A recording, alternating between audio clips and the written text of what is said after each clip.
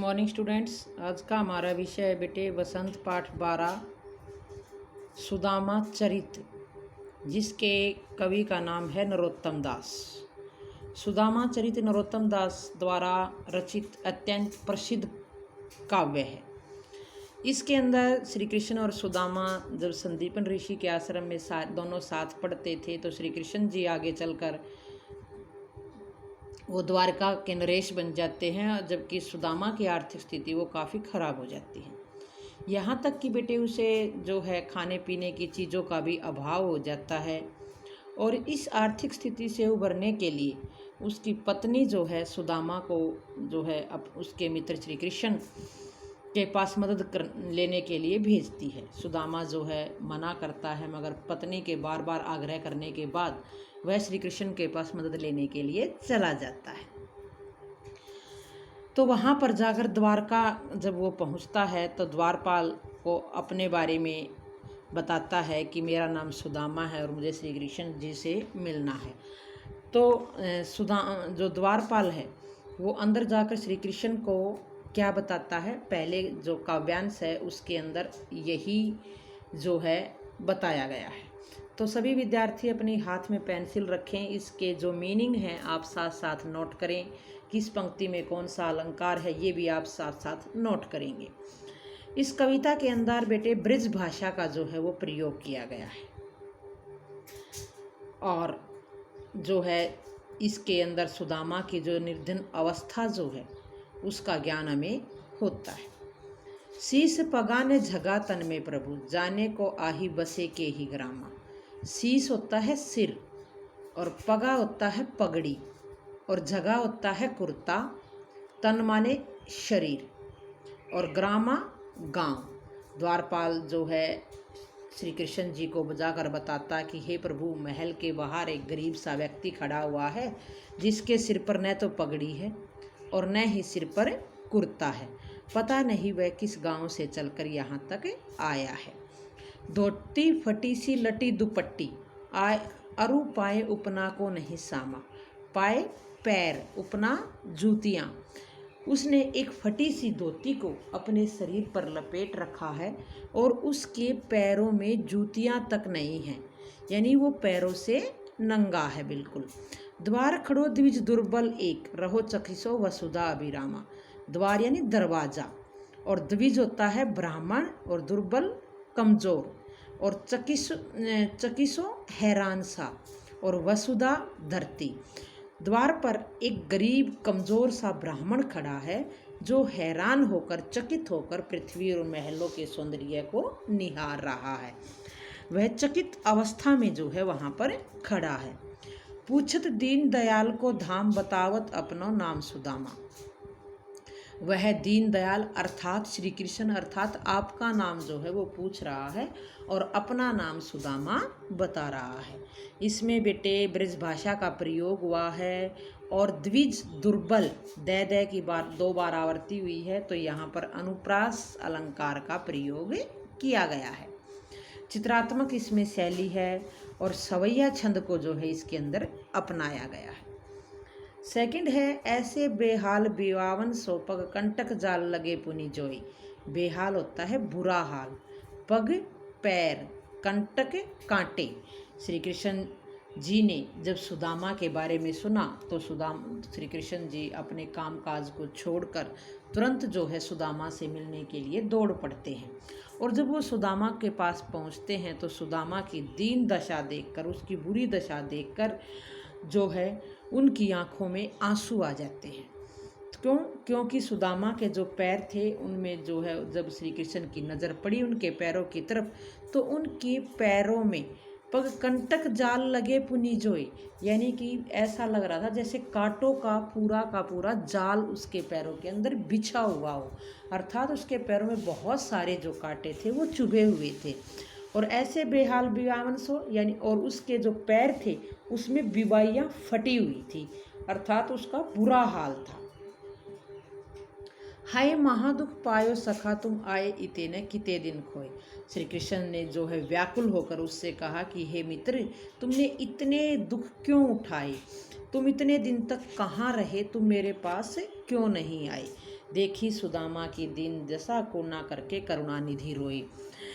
सुदामा की दीन दशा देखकर, बुरी हालत देखकर जो करुणानिधि, करुणानिधि किसे कहा गया यहाँ पर? श्री कृष्ण जी को। तो वो सुदामा की दीन दशा देखकर करुणा जो है निधि जो श्री कृष्ण जी है वो रोने लगे, उनकी आंखों में आंसू आ गए। पानी परात को हाथ छुओ नहीं, नैनन के जल सो पग धोए। उन्होंने उसके पैर धोने के लिए जो परात में पानी मंगवाया था सुदामा के पैर धोने के लिए, उस पानी को तो उन्होंने हाथ भी नहीं लगाया, अपने आंसुओं के जल से ही उन्होंने उसके चरणों को धो दिया। तो यहाँ पर जो लास्ट पंक्ति है हमारी, पानी परात को हाथ छुओ नहीं, नैनन के जल सो पग धोए, इस पंक्ति में बात को बढ़ा चढ़ा कर वर्णन किया गया है। तो इस पंक्ति में हमारा अतिशयोक्ति अलंकार का प्रयोग किया गया है। और बेहाल बिवाइन, दीन दशा, करुणा करके करुणानिधि और पानी परात, इनमें सभी में हमारा अनुप्रास अलंकार है। इसके अंदर भी बेटे हमारा ब्रज भाषा का ही प्रयोग किया गया है। अब जो है सुदामा के पैरों को श्री कृष्ण जी जो है धो देते हैं और बड़े सम्मान के साथ उसे अपने पास बिठाकर उसके साथ बातें करना आरंभ कर देते हैं। फिर दोनों दोस्त जो हैं आपस में हंसी मजाक शुरू करते हैं। तो श्री कृष्ण जी जो थे वो अंतर्यामी थे, वो समझ जाते हैं कि सुदामा जो है मेरे लिए कुछ उपहार अवश्य लेकर आया, मगर संकोचवश जो है वो मुझे नहीं दे रहा। तो इसलिए वो जो है उसे छेड़ता हुआ कहता है कि कुछ भाभी हमको दियो, सो तुम काहे न देत। कछु यानी कुछ भाभी ने हमारे लिए दिया है, तुम वो उपहार भिजवाया है हमारे लिए, तुम वो उपहार जो है हमें क्यों नहीं दे रहे हो। चापी पोटरी काख में रहे, कहो कैसी हेतु। चापी होता है दबाकर और पोटरी होता है पोटली, काख होता है बेटे बगल। वो कहता है कि तुमने अब जो ये पोटली अपने बगल में दबा रखी है, तुम इसे भला मुझे क्यों नहीं देते।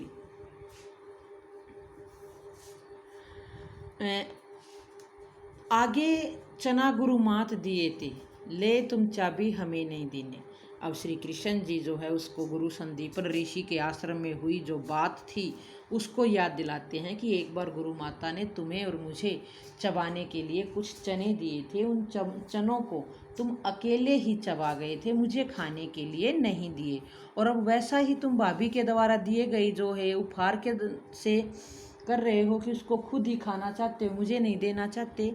श्याम कहो मुस्काए सुदामा सो, चोरी की बान में होजू परवीने। बान होता है बेटे आदत और परवीन होता है कुशल। श्याम जो है श्री कृष्ण जी है सुदामा से जब ये बात कह रहे थे तो वो मुस्कुरा रहे थे कि तुम चोरी की आदत में तो बचपन से ही परवीन हो, कुशल हो। पोटरी काख में चापी रहे, तुम खोलत नहीं सुदारस बीने। जो तुमने अपनी बगल में जो पोटली जो दबा कर रखी हुई है, तुम उसे क्यों नहीं दे रहे हो, अपने लिए ही दबा रहे हो। अमृत से सने हुई भाभी के द्वारा भेजा गया जो उपहार है, प्यार के रस में भीगा हुआ जो उपहार है, तुम मुझे क्यों नहीं दे रहे हो। पाछली बानी अजो न तजो, तुम तेसई भाभी के तंदूल कीने। बानी होता है बेटे आदत और पाछली यानी पिछली और तंदूल होता है चावल। तुमने भाभी अब पिछली आदत जो है अपनी चोरी की अभी तक नहीं छोड़ी है, तुम ऐसा ही भाभी के द्वारा भेजे हुए चावलों के साथ वैसा ही व्यवहार कर रहे हो।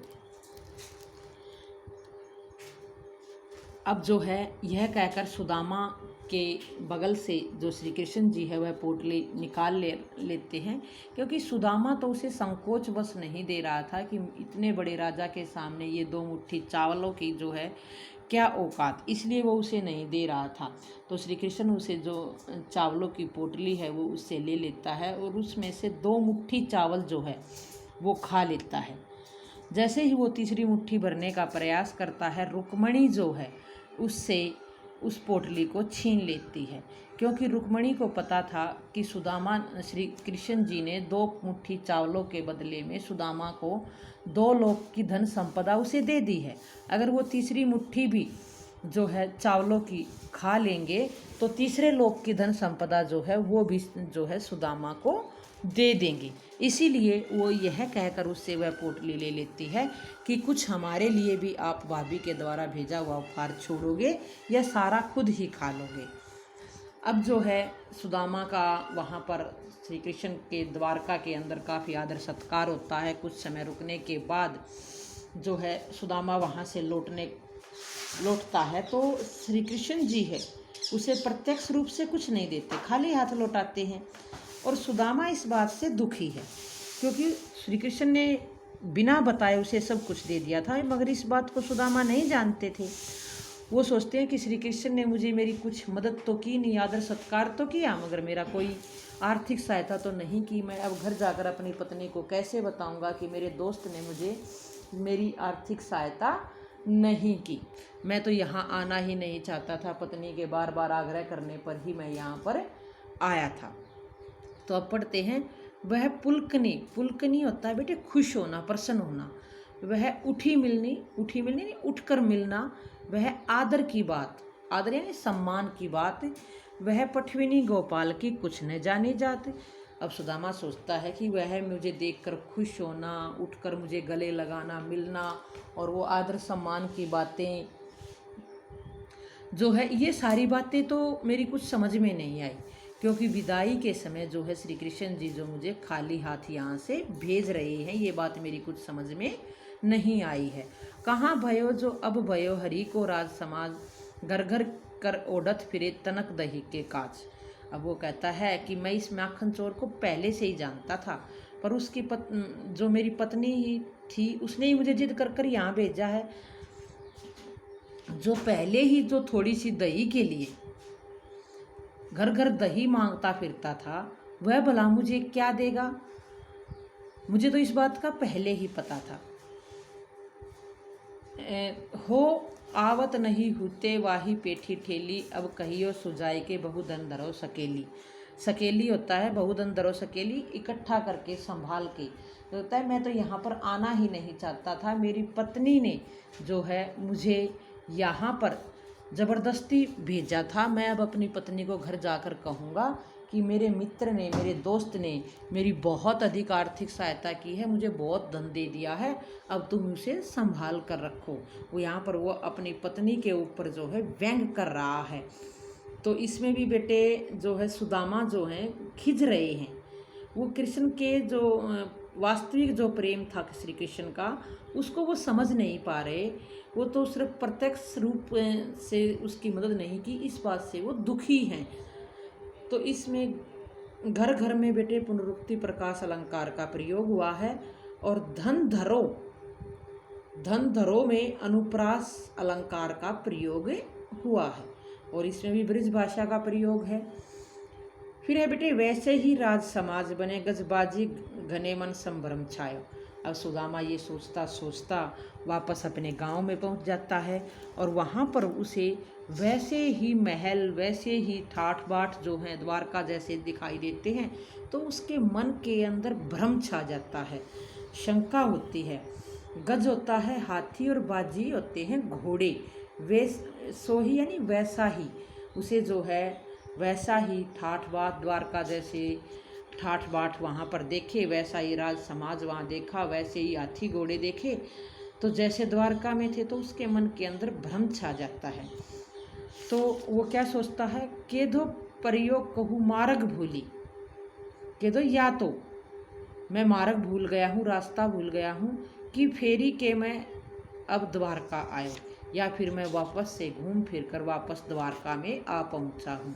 भवन बिलोकीबे को मन लोचत, बिलोकीबे को नहीं देखने को, भवनों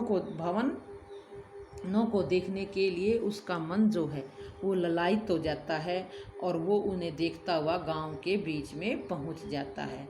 पूछत पांडे फिर सब सो पर झोपड़ी को कहूँ खोज न पायो। फिर पंडित पांडे जो है सभी से अपनी झोपड़ी के बारे में पूछते हैं, मगर कहीं भी अपनी झोपड़ी को वो खोज नहीं पाते हैं, क्योंकि श्री कृष्ण जी ने उस झोपड़ी के स्थान पर तो एक सुंदर जो है सोने का महल बना दिया था, और जो पूरा गांव था वो भी बेटे अलौकिक जो आभा से जो है चकाचौंध हो रहा था। और इसी के कारण जो है सुदामा को जो है मन के अंदर भ्रम था, क्योंकि श्री कृष्ण ने उसकी अप्रत्यक्ष सहायता की थी, प्रत्यक्ष उसकी सहायता नहीं की थी। अब लास्ट पैरे में बेटे सुदामा की पहले की जो स्थिति थी और अब की जो स्थिति है, उन दोनों के बीच में जो है का वर्णन किया गया है कि वह टूटी सी छानी हती। छानी होता है बेटे टूटा फूटा छप्पर। कहाँ तो वह पहले टूटे फूटे झोपड़ी में, टूटे फूटे छप्पर में रहता था। कह कंचन के अब धाम सुहावत, और कहाँ उसे अब सोने के महल जो है में वो रहता है। के पग में पनीन हती, कह ले गजुराजो ठाडे महावत। कहाँ तो पहले उसके पैरों में जूतियाँ तक नहीं होती थी, और अब जो है महावत जो है उसके द्वार पर हाथी लिए खड़ा रहता है। अर्थात सवारी के सारे साधन जो हैं उसको अब उपलब्ध हैं, अब उसे पैदल चलना ही नहीं पड़ता। भूमि कठोर पे रात कटे, पहले वो जो है कठोर भूमि पर रात बिताता था, रात व्यतीत करता था। कह कोमल सेज पे नींद न आवत, और अब उसे कोमल बिस्तर पर ही भी नींद नहीं आती। के जुर्तो नहीं को दो सवा, कहीं पहले तो वो अपनी ज़रूरत के लिए सस्ते अनाज भी जुटा नहीं पाता था। कह प्रभु के प्रताप ते दाख न भावत, अब प्रभु श्री कृष्ण की कृपा से उसे जो है दाख किशमिश मेवे जो है वो भी अच्छे नहीं लगते। ये कविता बेटे हमारी यहीं पर समाप्त होती हैं। सभी बच्चे इसे ध्यान से याद करेंगे।